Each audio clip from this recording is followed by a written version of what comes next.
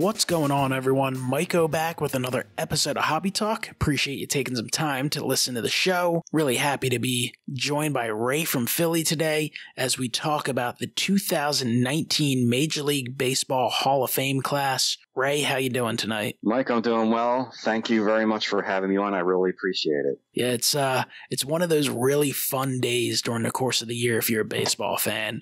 You know, it's something that we kind of start thinking about following the World Series.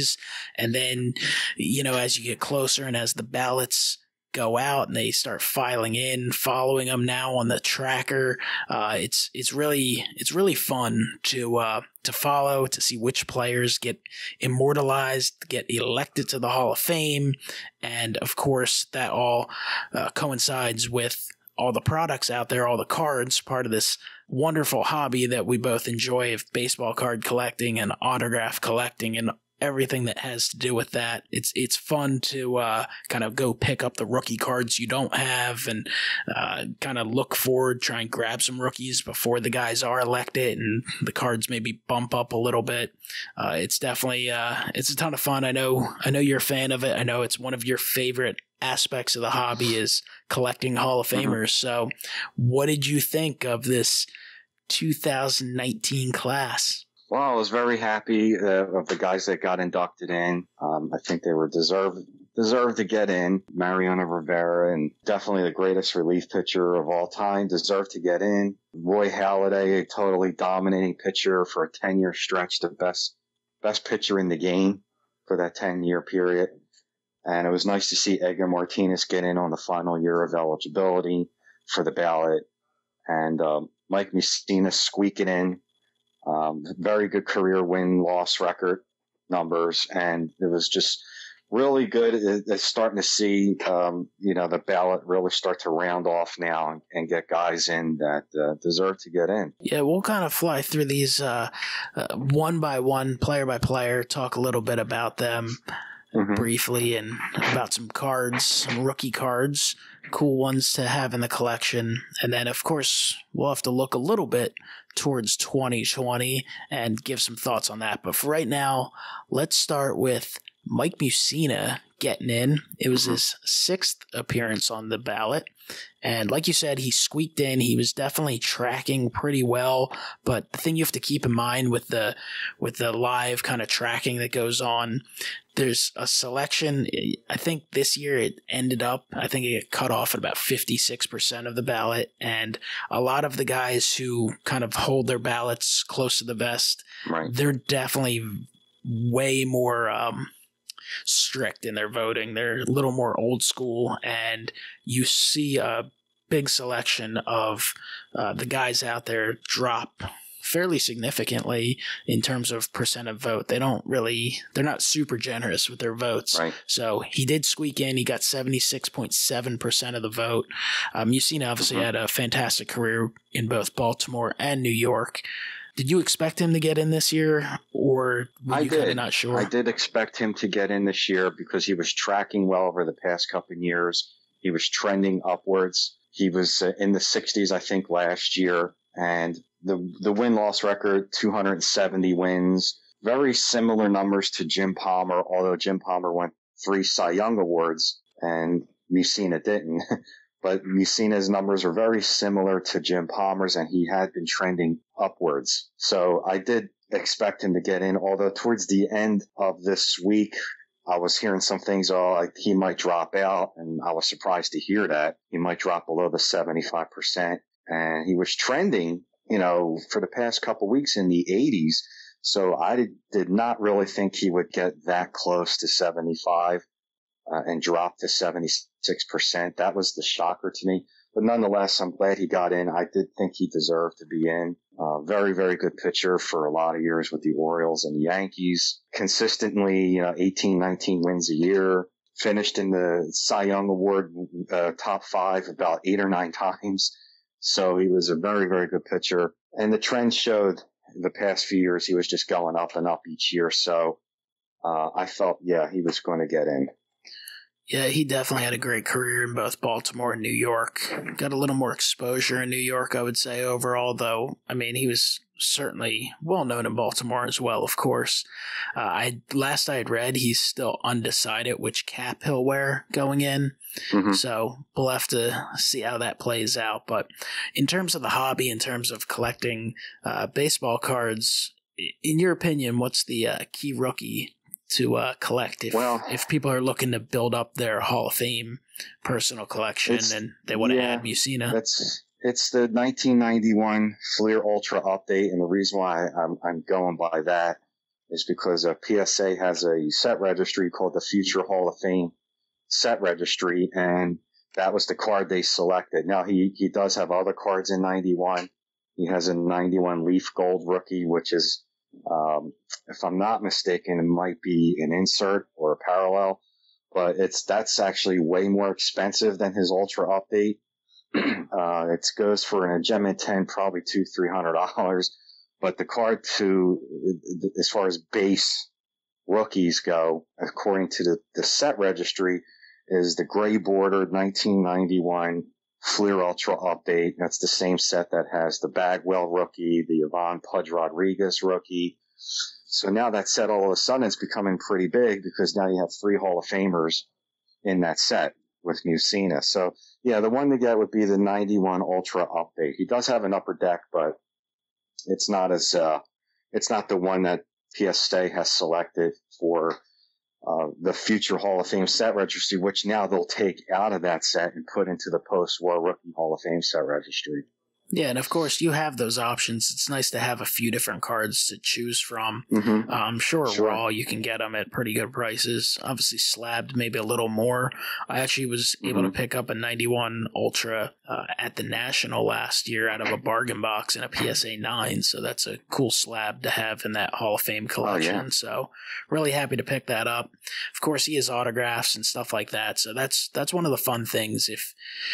Whether you collect exclusively Hall of Famers or if you just collect, like I'm someone who I certainly focus on like Phillies and stuff like that, but I kind of collect a little bit of everything. So when I see a guy has a chance to get Hall of Fame, it definitely draws my attention, and I like to try and pick up those cards. So it's neat to be like, all right, well, Mike Mussina is a Hall of Famer, and now I can look to maybe pick up some additional cards for the collection. I have one of his autographs, and I have that rookie card, so I'm definitely happy to have him. Certainly someone I got to watch a lot growing up. The thing I remember about him is how often he would bring a no-hitter late into the game, and unfortunately for him, he lost it every time. I believe it might have been maybe twice he lost it with 2 outs in the 9th, so that's got to be so rough to go that long and give up. Absolutely, yeah.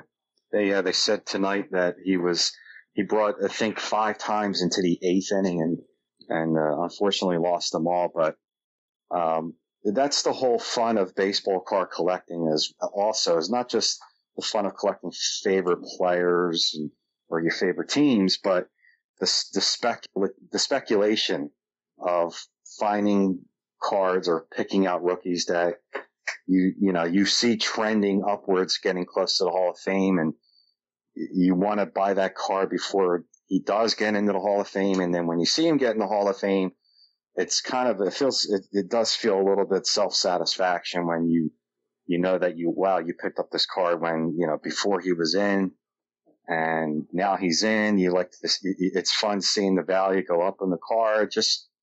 It's just a kind of a thrill, when you do that. So that definitely is part of the whole hobby in baseball card collecting is picking out guys that you do speculative buying and you think that they have a shot to get in. And when that happens, it's a lot of fun. Yeah, and the hobby is one aspect of the Hall of Fame that's awesome.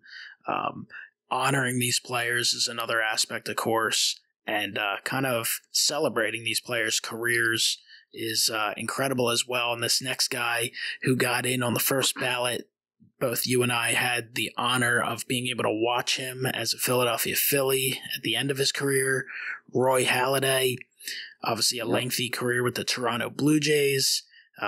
Everyone's aware of the unfortunate circumstances of his early passing, passed way too long, but just an unbelievable athlete, an unbelievable player, an incredible story, what he went through to make himself into a major league player. And it's hard enough just to become a major league baseball player to make it, but to pitch your way into the Hall of Fame is absolutely incredible. He got 85.4% of the vote, got a ton of respect, and he didn't have the longest career, but he had a brilliant career. He was absolutely dominating for a decade, best pitcher in baseball, completed games, led the league by a wide margin during that span through shutouts, won a Cy Young in each league, was a top vote getter in the Cy Young, I think like 7 times. Not the top, but one of like the top 5. Obviously, once he reached Philadelphia, had thrown a perfect game against the Marlins, threw a no-hitter in the postseason, which is only the second time that ever happened in baseball history. Had a 203 and 105 record during the course of his career, so his win total wasn't exceptionally high, but, I mean, his winning percentage was all-time great status. One of the top ones, of all time. I think he's in the top 5 or 10.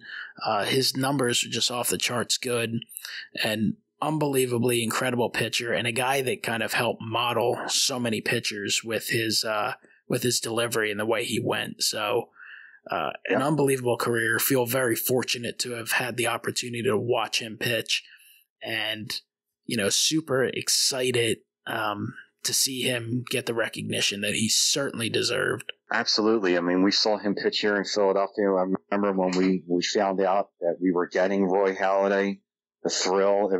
It was unbelievable. You can't even describe that. You knew this guy was a great pitcher coming from Toronto. When we landed him, it was just amazing. Cole Hamill spoke highly of him tonight, saying his work ethic was incredible. Chase Utley, who was known for having a great work ethic, always would be in the clubhouse during spring training, early in the morning. He always was the first one there. And Chase said he walked in one day and Roy was already there at 6 o'clock in the morning on the bike. So, the work ethic, there's work ethic, and then there's Roy Halladay, which is above regular work ethic. What I'm glad to see the change here is that the traditional numbers they're stepping away from that. I was always kind of a guy that I always looked at to see if they reached the milestones, the 300 wins or the 3,000 strikeouts, 500 homers or 3,000 hits. And they're definitely stepping away from that. Roy barely over 200 wins, barely over 2,000 strikeouts. They're not looking at the traditional milestone numbers anymore, which I'm glad, because now they're taking a deeper look at other things. His ERA, his innings pitched, the top of the leaders board during his career, looking for a good 8 to 10 year stretch of domination, which he did. And another thing about Roy is he's the last of a dying breed. He pitched complete games, whereas today, as we know, guys don't even pitch past the 6th inning anymore. The only guy that out there today that has that old school mentality is Max Scherzer, but Roy Halladay is the last of a dying breed for a guy that would lead the league in complete games. So workhorse extraordinaire. But I'm glad that they're going away from the traditional numbers of the 300 wins and 3,000 strikeouts and looking more at how this guy actually pitched. And if he was at the top of the leaders board, which he was every year for 10 years. So good to see that they're finally changing their style of voting. Yeah. And, the same could be said for Mike Mussina. He obviously pitched in the AL East his entire career. He was on the Yankees for a long while, so you could cross him off the list. But Halladay pitched in the AL East for so long with the Blue Jays, and the Blue Jays weren't exactly the cream of the crop in that division, one of the tough divisions in baseball. In fact, you went through a stretch there in the 2000s where he may have been just about at his best, where he had the Yankees in the World Series several times, including a few World Series victories. You had the Red Sox win multiple World Series. You had the Tampa Bay Rays reach the World Series. I mean, you consistently had these championship caliber clubs you're pitching against, 19 times a year. So I think that's something else to kind of keep in mind a little bit with Halladay. I mean, he pitched against fantastic competition consistently, and he really earned it. But in terms of the hobby, Halladay does not have a lot of rookie cards. He's got the 1997 Bowman's Best, which is probably his most affordable rookie. It's a pretty nice card. Very nice card, too. There are parallels that are really tough. Atomic refractors, which are just amazing looking, and the refractor as well. The Bowman is definitely very neat. His most popular, though, would certainly be the Bowman Chrome, and I'd been planning on picking one of those up in a PSA 10 the last couple of years, and I'm kicking myself in the rear end now because for some reason I just never pulled the trigger on it, and then by the time I went, why did I not get this yet? It was too late. He was tracking super, super highly in the early voting results, and that card, that Bowman Chrome, is a really tough card. I mean, I've watched a few box breaks, and multiple times I've seen where you get either a Beltre or a Halladay. Obviously, you might get both. They're not like inserts or anything, but you're not guaranteed a set out of a box of those. So it's not an easy card to get, and then there are a lot of centering issues and surface issues. The pop report on the Gem Mint 10 is, I forget the exact number, but I want to say it's right around 100. It's not, if it's above that, it's not a whole lot more. So that's a super tough card. That is the card to get, though. Yeah, and that's a card that was around $100, and now it's more like $400. Yeah, that's the card to get, according to PSA. What they had in the future Hall of Fame set registry was his Bowman Chrome. So, yes, there's the Bowman's Best. There's refractor cards out there. Awesome looking cards.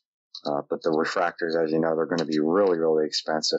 But the one to get is his 1997 Bowman Chrome. And yeah, that the Gem Mint 10 just, before even today was hitting $275. God only knows now what tomorrow's going to bring. It's going to be up there for sure, but I'm really happy I jumped on the PSA 9 when I did. I feel like I got that just in time before even that has now taken off. It's kind of just about doubled in price because now there's so few 10s available and they're so expensive that people are jumping on that PSA 9. So it's a cool rookie card to have for sure, especially if you're a fan of Halladay. If you're just a fan of baseball in general, it's great. The interesting thing with Roy Halladay, for autograph collectors, obviously, as we know, his life ended prematurely.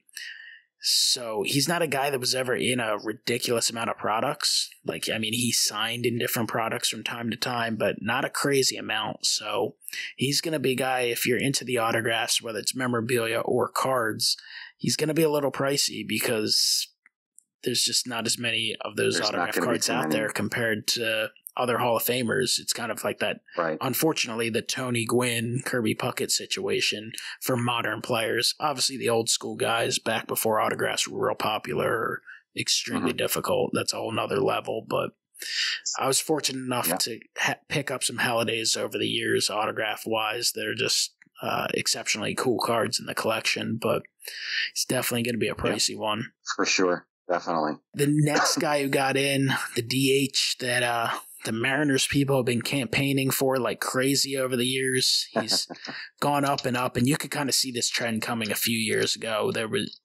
It was pretty clear that he was going to find his way in. Seems like there's a lot of people who are very pro Edgar Martinez, and there's quite a few people who aren't necessarily huge fans of him.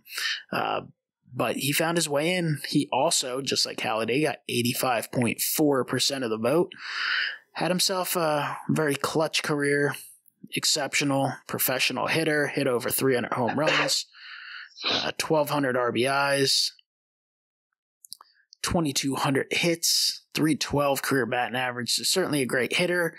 again, like you brought up with Halladay, not necessarily the compiler numbers that you would expect to see, but had a very good career nonetheless, a now Hall of Fame career. Right. Yeah, I mean, he was the level of consistency.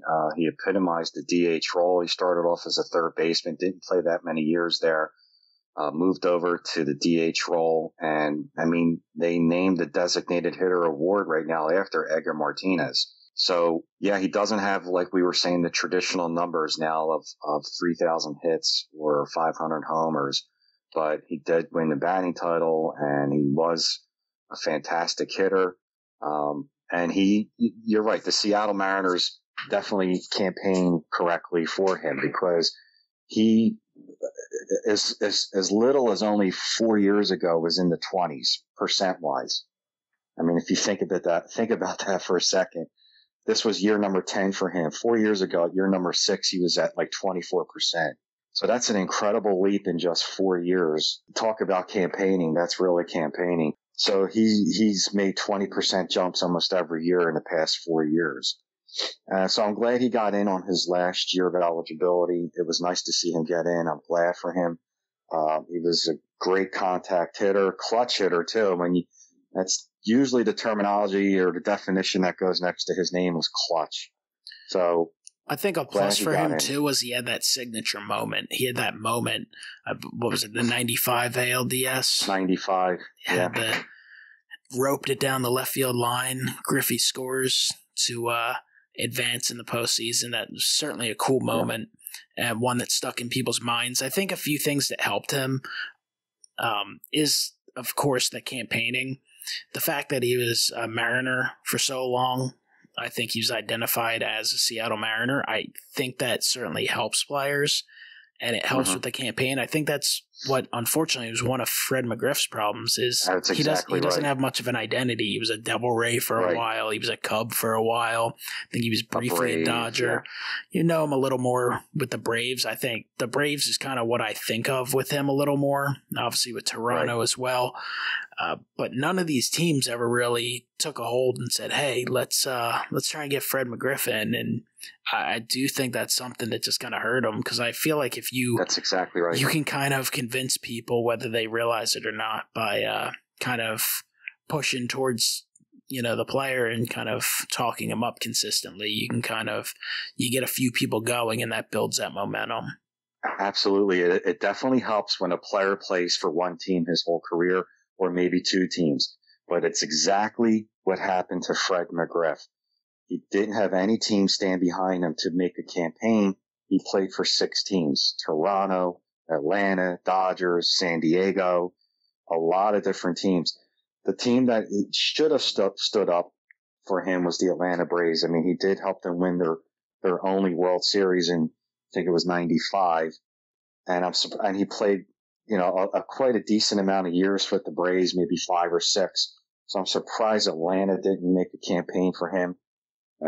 Any team would love to have someone represent their organization to get into the Hall of Fame. He's had no campaigning, and he has no brand, and which is a shame. 493 homers, over 1,500 RBIs. He dominated. It's not a guy that compiled numbers. He actually dominated for a lot of years, but that's exactly why he has not gotten in.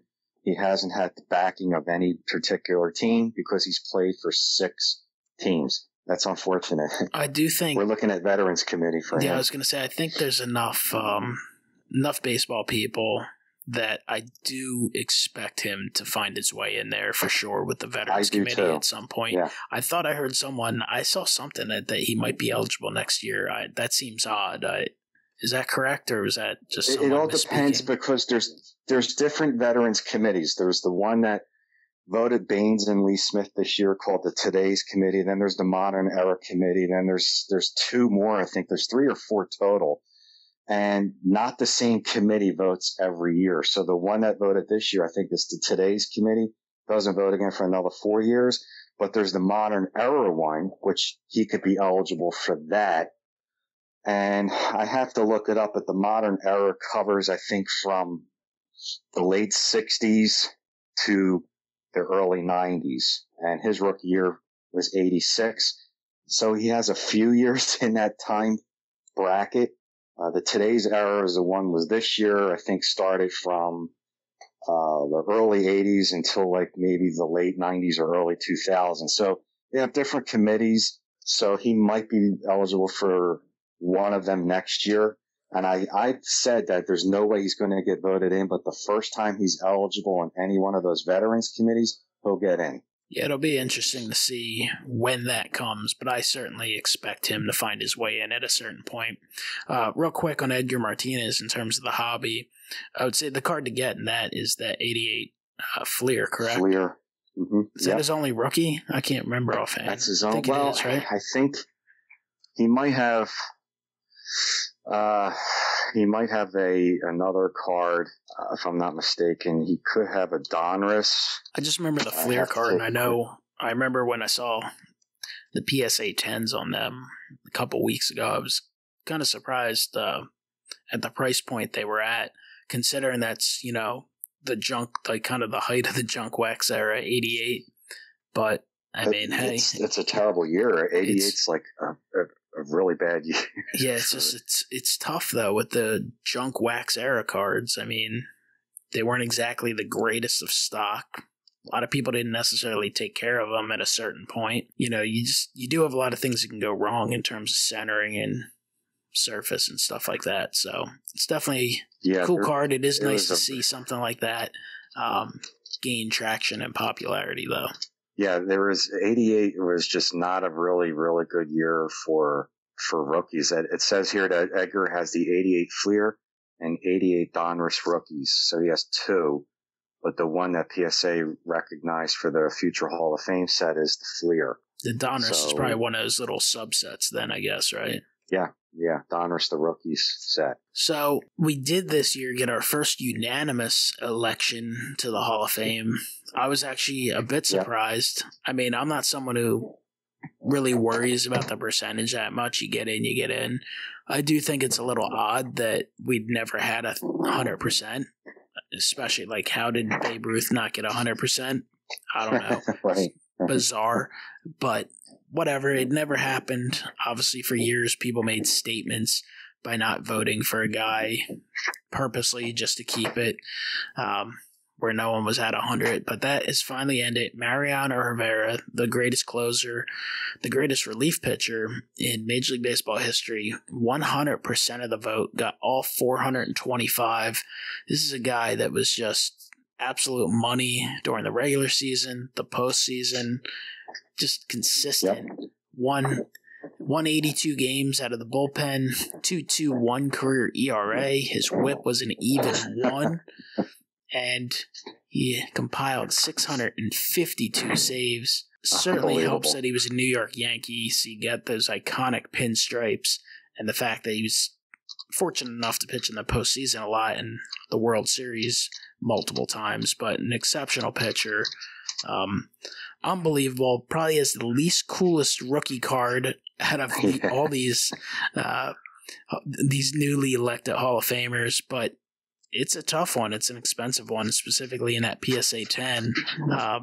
Get the kind of Kmart, Kmart early 90s ad photo shoot, but hey, it is what it is, right? It's the cabana pants or whatever. He looks like he's ready to go sailing on that boat, on that card, 92 Bowman. It's a shame that the greatest relief pitcher of all time and the first player in the history of baseball to get 100%, and that's his rookie card, where he looks like he's wearing white long pants with, I don't know what kind of shirt, and he looks like he's ready to go yachting or sailing. It's quite hilarious. Yeah, his second year card is in Bowman. It's just his second Bowman card is so much better looking.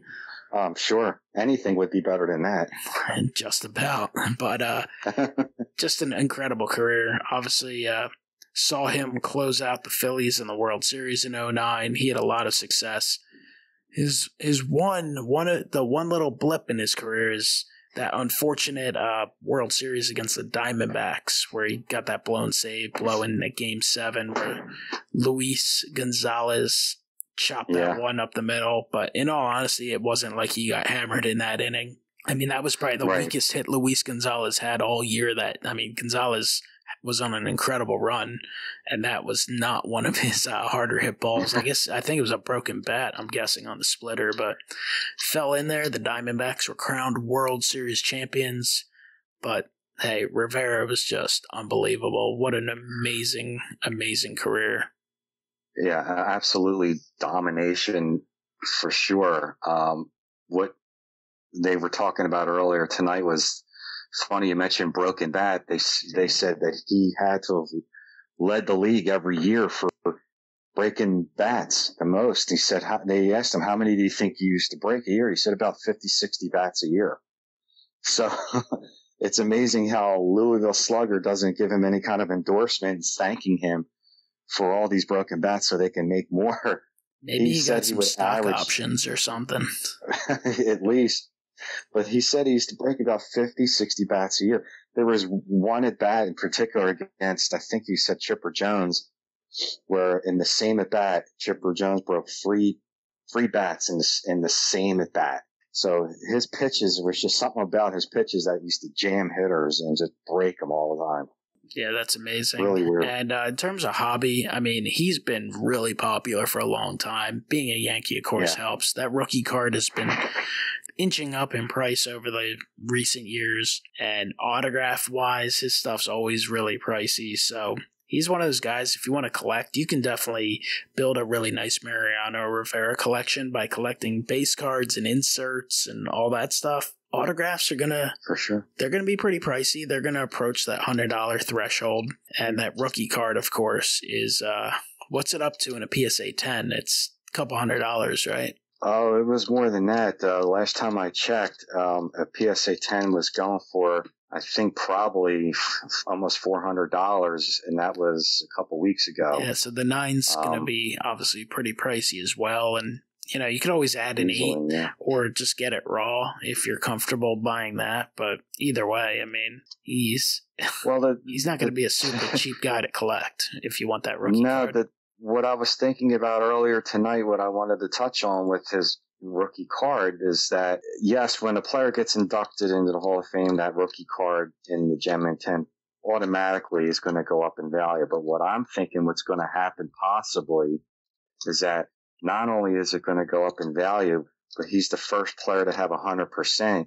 I think it can go through the roof because of that. You know what else you might see? You might see some inscriptions that says Hoff 19, 100%. Right. There'll be people paying for that.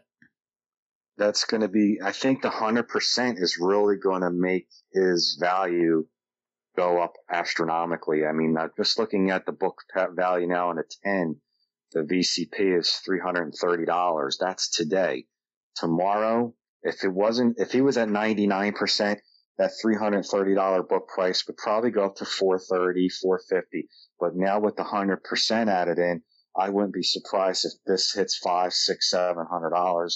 Who knows? Because it's a historical day to hit 100%. Babe Ruth, Joe DiMaggio, Lou Gehrig, Mickey Mantle, Ken Griffey Jr., Willie Mays, none of them got that.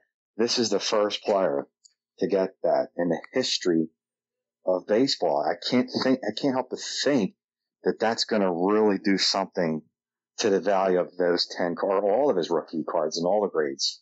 Did you think he was going to get that 100%? I know that's what he was tracking out, but did you think that was going to happen?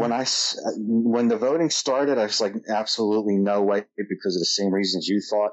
Because if Babe Ruth couldn't get in, someone's going to be, a curmudgeon and not vote for him. But when I saw the tracking, even as late as today, I was like thinking, you know what? I think it's going to happen. I think it's actually going to happen. I think they're finally going to change their thinking and start doing it. So that means that, Mr. Jeter next year will probably be another one. Unless there's a Marlins writer, they might hold out on him. We'll see. But no, I did think you'd have at least one or two guys who would hold out. But hey, I'm cool with it being over. That's been talked about every year I can remember with the Hall of Fame, going back to being a teenager, I've been hearing about this. So I'm cool with that being gone. Tom Seaver, and, got real close. And how can you not vote for George Brett and Nolan Ryan? And these guys all got 97, 98%. And it's amazing that, and not only did he get it, but we're thinking about it, it's a relief pitcher, a position that really rarely never got in. So not only did a relief pitcher get in, he's the first player to get 100%, and it's a relief pitcher.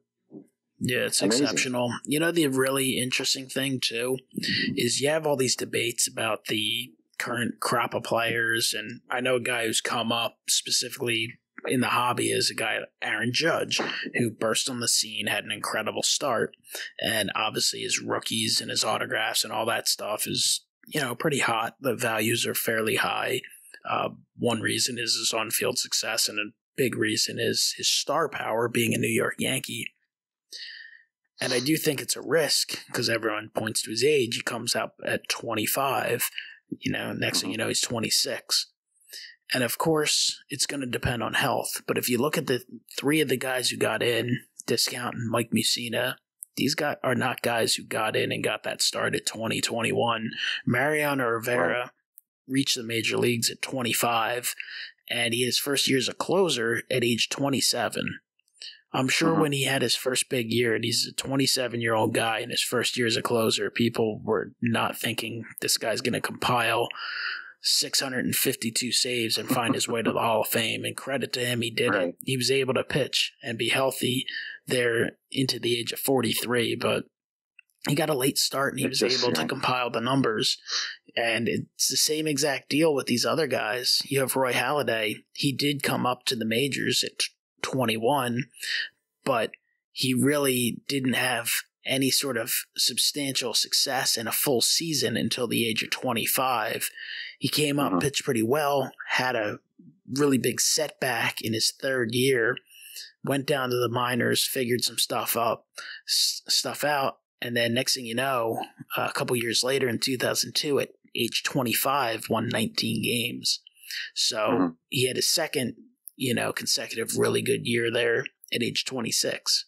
You're not thinking of a 26-year-old with less than 50 wins as a guy who's going to end up finding their way to the Hall of Fame. And credit to him, he was able to do it. And he only pitched through the age of 36. He didn't hang around. He probably could have hung around for a few more years and certainly would have gotten jobs, but chose to kind of go out because he, I think, felt like he kind of pitched as best he could with the shape his body was in.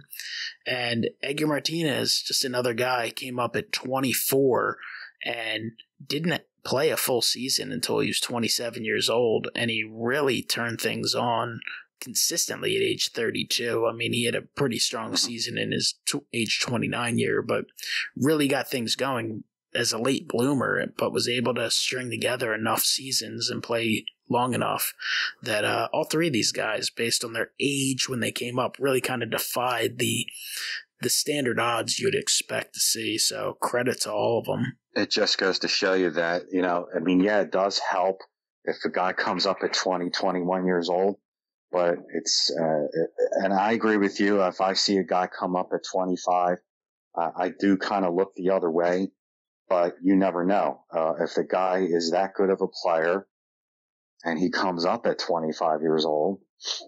And the key here is staying healthy at coming up that late. So if Aaron Judge can stay healthy for 12 years, then he could possibly reach 500 homers and hit a milestone like that and get in. So it just goes to show you really don't know what's going to happen with the age, if they start at 20, 21, or if they start at 24, 25. The Roy Halladay thing, it was also, they were saying that he had, I don't know if it was first or second year, the highest ERA in the history of baseball was 10.64. Yeah, the highest for a guy who made a certain number of starts. So, yeah, he was a mess and on the brink of having his career come to an end. He's willing to go down to, I think they said single A to kind of all work the on way things, to single A. reinvent himself. And to his credit, he not only made it back, he made it all the way to Cooperstown. So that's incredible. Ray, real quick before we kind of take a look into the future, just want to touch real briefly on Lee Smith and Harold Baines. They were both elected by the committee, and obviously there's been a lot of controversy. We don't really need to get into that. I think everyone has opinions on Harold Baines, and a lot of people think he's a bit of a stretch, but hey, he found his way there. But just want to touch on some of the rookie cards that are out there for people who are looking to add some more to their collection. They may not be super familiar with the rookie cards available for Baines and Lee Smith. Well, Harold Baines has the 81 Topps rookie. He also has the 82, I'm thinking the Fleer rookie. And I don't think he has Donruss. He does have an 82 Fleer and an 82 Topps, but doesn't have the, 81. He has an 81 Topps and an 81 Fleer, but he doesn't have a Donruss card. So the one to get that is everyone's looking at right now is his Topps card. It's got a green border to it. Actually, not a bad looking card. What is that price-wise now? Because the hilarious thing is he was so kind of off the radar that his PSA 9s were like $8, and they kind of jumped to like $150 there in that early stretch. I don't know how much they've leveled off. Yeah. Are they still around the same day? Right now, the VCP price on the PSA 9 is $150, and on the Gem Mint 10 is $330. That is that's pretty incredible. Unbelievable. Yeah. The day he was inducted on eBay, the PSA 9s were selling for about $14. And 6-7 hours later, they were all gone. And the next day, we'll have what we have right now, which is $150 for a PSA 9. Unbelievable. It just goes to show you that the Hall of Fame has a major impact on the values of these cards, without a doubt. Yeah, especially if it's a low pop card or a card that's not available in extreme supply. Right, and it's a low pop because no one really thought to get that card graded, but I think that pop is probably going to go up now. The pop on a Gem Mint 10, there's only 33. And on the 9, there's a decent amount of 9s. There's 382. But I expect that to go up because I'm sure people are going to be digging them up now and submitting them to get graded. So I do expect that pop to go up. Yeah, there's no doubt at some point that'll come back. If you're looking to get a high-grade Harold Baines, it's probably not the time.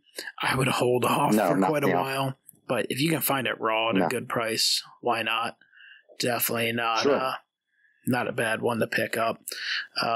Any quick thoughts on Lee Smith before we move on? Well, Lee Smith I loved. I thought Lee Smith, the ballot goes for 10 years, but Lee Smith was on for 15 because back then, the writers, the BBWA, you were allowed to be on the ballot for voting for 15 years. When they changed it to 10, he was probably on like his 10th or 11th year.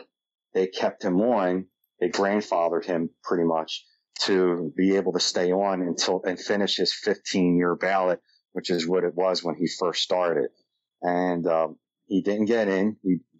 I think the highest percentage was 50-something%, which I can accept. That's good.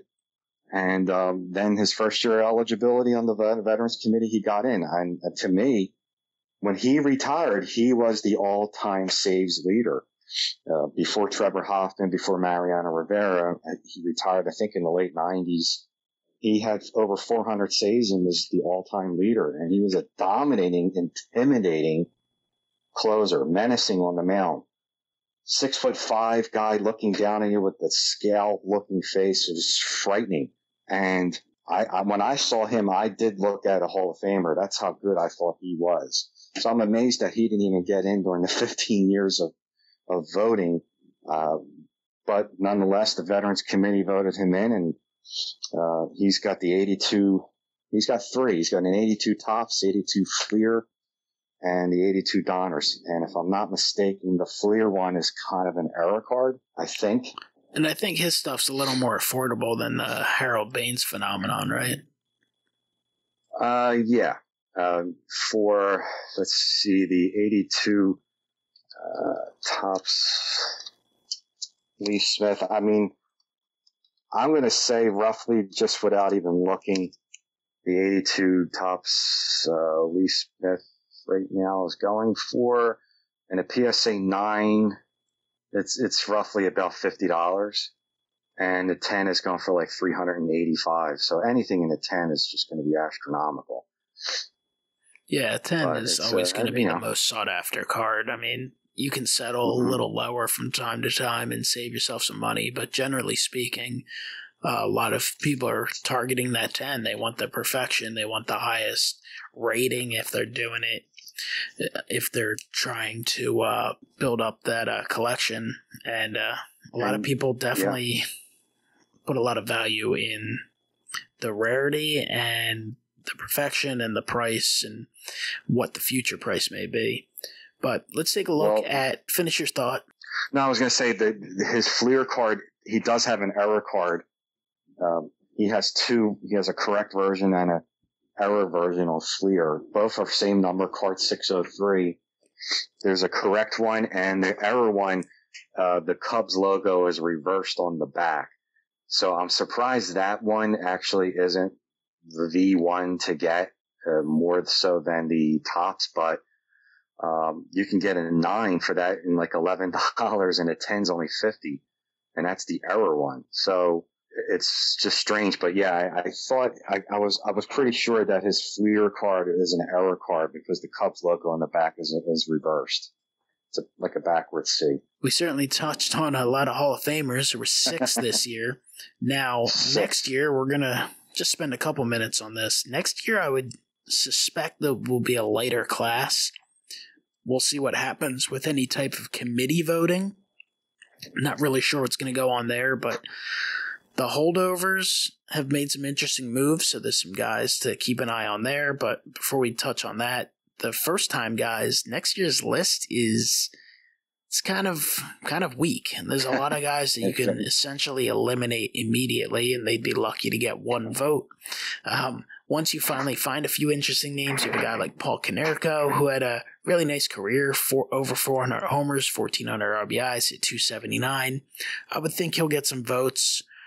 Certainly, I would expect enough votes to remain on the ballot, but I don't think he's going to make a ton of I don't think he's going to make a ton of noise, specifically early on. You have a guy like Alfonso Soriano, who probably put up better numbers than people remember. Of course, he was involved in an era where those numbers were a little more common, but he did compile 412 homers and over 1,100 RBIs, 270 career hitter. I don't think his sabermetric stats really work to his advantage, though. They're certainly a little lower. Josh Beckett, I mean, certainly had some dominating moments in his career, but did not do enough for any kind of real consideration, in my opinion. Cliff Lee. Cliff Lee had a couple Hall of Fame caliber seasons, but definitely did not do it long enough at all. Jason Giambi definitely was involved in the steroid controversy over the years. Another guy who had over 400 homers and 1,400 RBIs, had a really nice career, but I don't really see any of those guys garnering much interest. Bobby Abreu, very underrated player. Really underrated offensive player. What he did in terms of stolen bases and extra base hits, and, had some power for sure. A lot of RBIs, almost 2,500 hits. I think he's another guy that will garner enough votes to stay on the ballot for at least a couple years, but I don't think he's a legitimate contender either. I think the only guy who is really deserving and that will absolutely get in is Derek Jeter. The question will be, will he get 100% or not? Who knows? Right. It doesn't matter. He's getting in no matter what. He's going to be a guy who gets 95% of the vote or higher, between 95 and 100. I would probably bet between 99 and 100. So Derek Jeter, first ballot guy there, right? Nothing. Absolutely. nothing too earth-shattering with that. Without a doubt, yeah. I mean, the only other guy for a first ballot is Adam Dunn, but Adam Dunn, he does have 462 homers. He came very close to 237 career batting average will probably that's hurt him really quite a bad. bit. Yeah. So, but the thing with Jeter is, obviously, he is the legendary 93 SP, one of the iconic cards of the 90s. That thing is, I mean, cross that off the list if you want a 10 or a 9 or maybe even an 8. Depends on your budget, of course. And that card slabbed is ridiculously expensive. Yeah. And it's so sensitive that I'd honestly be a little wary of buying it raw. That's the card to get if you can afford it. But if not, there's definitely a few other cards you can pick up for Jeter if you're just looking to pick up a rookie that's at an affordable price. Mm-hmm. Yeah, after his SP, his next best one is Topps Stadium Club Murphy. And there's another one that's an all-black border card, a Pinnacle, which is another great card. His fourth best is probably the Bowman. Then he has the white card, which is Topps. He has Score Select. You can choose from, like, I've been telling people for the past couple of years, the SP's out of range, no doubt. Look at the Stadium Club Murphy, look at the Pinnacle, or the Bowman, or the Topps, and they're all going to go up in value.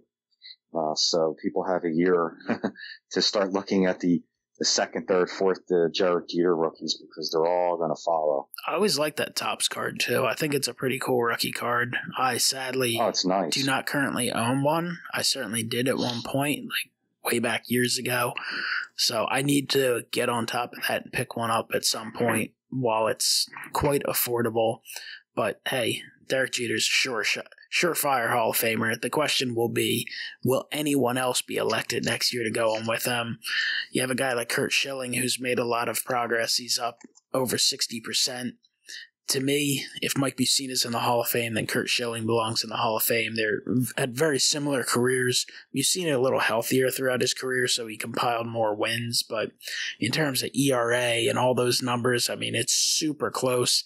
And then Schilling really has that icing on the cake, unbelievable postseason experience where he had World Series and NLCS and ALCS, and all those playoff numbers are great. I mean, won awards in the postseason, was just money in the bank. So to me, Curt Schilling's certainly a Hall of Famer. I know he's talked his way onto the bad side for some people, but there's nothing controversial about his career.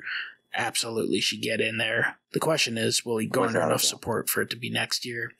You have Clemens and Bonds continuing to trend up. I've heard a few people kind of question whether they can get enough support to get up to 75 because they only have a couple years left. We'll continue to learn more information. I don't know that it'll be next year, but perhaps in that final year, we'll see. A really interesting guy is Larry Walker. He's continued to see his number increase. So he, I think, has an outside shot. He still has a lot of ground to make up, but he's got a shot. Omar Vizquel's continued to trend well, and I would probably forget about the rest of them. Scott Rowland, he's still pretty early on in the process, but he's definitely been garnering a little more support. Would have a really long way to go. Todd Helton, he's got enough time as well, but I think everyone else is probably toast until they find their way onto a committee ballot in the future. I agree totally with that.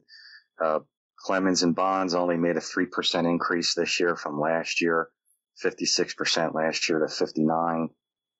They have 3 years left. I don't see them getting from 59 to 75 next year. I predicted they would get in 2021, but now I'm not so sure because they only did a 3% increase this year. So they still have to go 16% over the next 3 years. So I don't think it's going to happen now in 2021. I think if it's going to happen, it's going to be on their last year, which would be 22.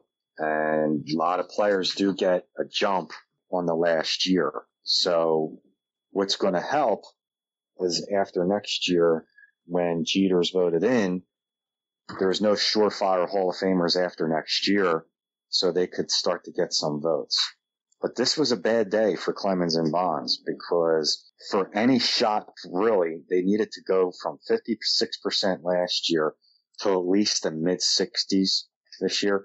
And they were trending in the low 70s this whole time, 71, 72%. So I thought for sure they were going to at least finish around 64, 65.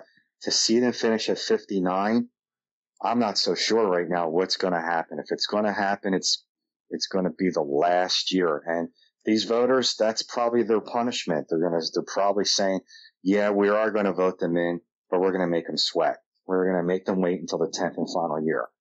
That's the only logical reason I think what's going on right now, because to me, whether they did or they didn't, before the time they did it, they were Hall of Famers anyway. So I think that's the only thing that's going on right now is that they're making them sweat and making them wait till the last year.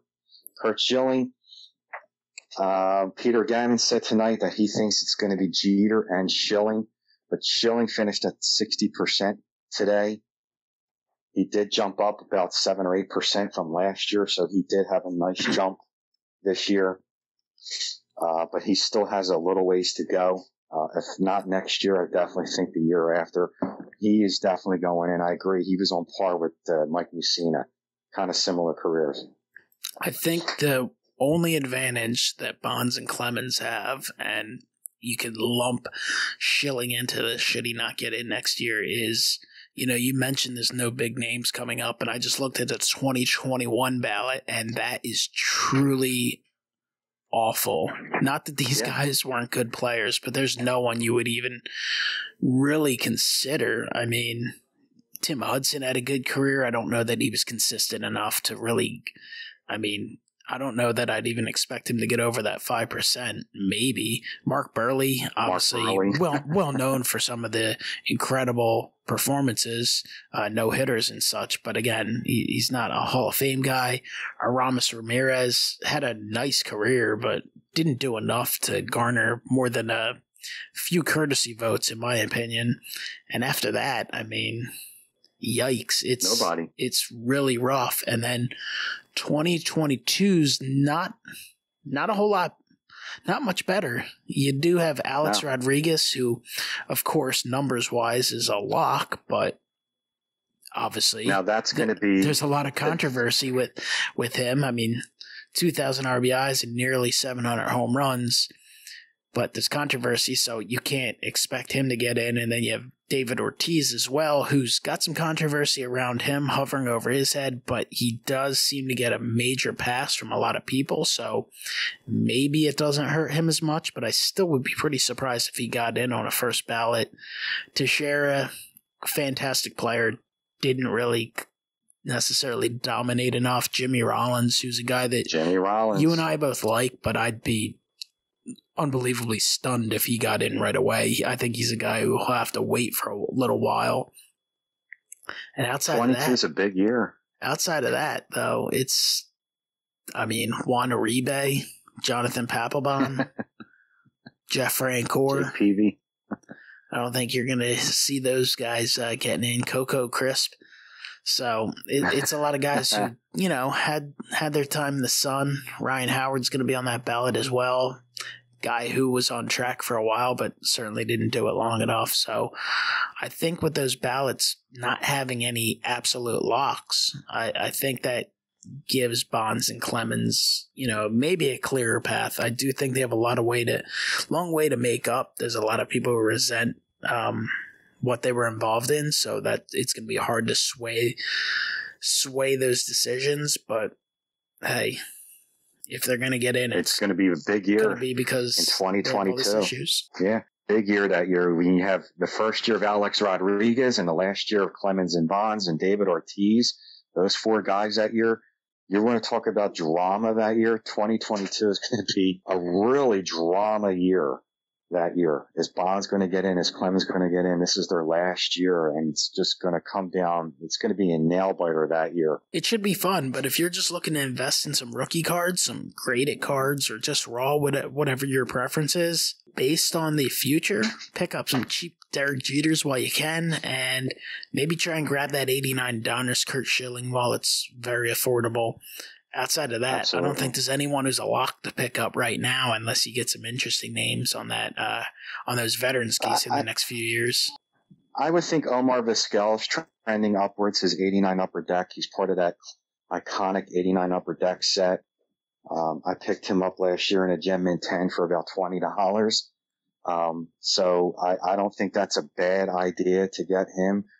I can see him maybe in another 2-3 years, in like year 4 or 5 for him.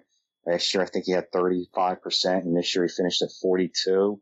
So he's trending upwards. That's not a bad choice to get. But yeah, I still would say to go after Fred McGriff, because I do think he's going to get in the Veterans Committee. Either way, we get to look forward to baseball season coming up soon. Then once we roll through to the latter portion of the summer, you get these Hall of Fame inductions, which will be a lot of fun. Maybe a trip to Cooperstown, which will be a blast.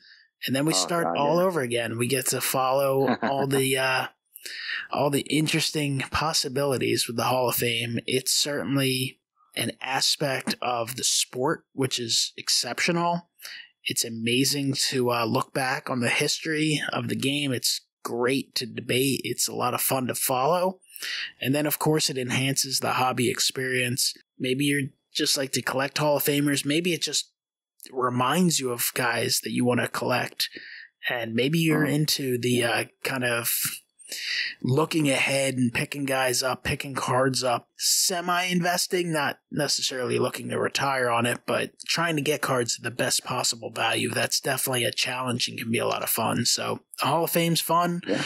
Ray, I had a blast talking to you today. I hope you did the same. If you have any final thoughts, Absolutely. I would provide them right about now. I appreciate you having me on. The Hall of Fame is really near and dear to my heart. I love thinking about the Hall of Fame and looking at players who could get in, and speculative buying, and looking at cards that you've seen players look at the tracking, look at the trending, and seeing if guys are going up, like the Vizquels and the McGriffs and all that. And if you've seen players trending up, go for it, because before you know it, they could be in the Hall of Fame too. So, but it's a lot of fun. It's not just about the monetary value of it. It's just fun, buying something that, on a lower price and watching it pan out, and you just feel great about it. It's just a little self-satisfaction on that. But, it's having fun with it and loving what you do. And the Hall of Fame is just it's a big part of collecting, always has been. Yeah, the most important part of this hobby is enjoying it, having fun with it. Like you like to say, collect what you like. Mm-hmm. If you love the Hall of Famers, do it. If you love any aspect of the hobby, be a part of it. I think another thing that can be a lot of fun, if you can get the boxes cheap, is kind of going back in time and opening some of the retro wax where some of these guys are rookies, and some of it you can get at affordable prices. It's not like 88 Fleer is going to bankrupt you. Stuff like that can be a lot of fun. That can be kind of cool. I know I personally have been looking at boxes in 97 Pullman Chrome lately. I haven't had the guts to pull the trigger yet. It's not cheap, but it's not crazy expensive, so I don't know. That'd be something that'd be fun too, to kind of go back in time and see all the rookies, and obviously the few that panned out in that set. You really kind of had two. You have now Hall of Famer Roy Halladay and future Hall of Famer Adrian Beltre. But hey, that's all for a discussion later. Appreciate everyone listening to this episode of Hobby Talk. If you listen to this on iTunes, would really appreciate you rating it. That definitely helps promote the podcast a little bit. Same deal with SoundCloud, and of course on YouTube. If you listen to it on YouTube, appreciate you sharing the video, liking the video, and posting your comments and thoughts down below. Ray will be checking out the comments as well. Hopefully I get him to respond or answer any questions you guys have, and I'll do my part as well. Thank you so much for listening. Have a great one.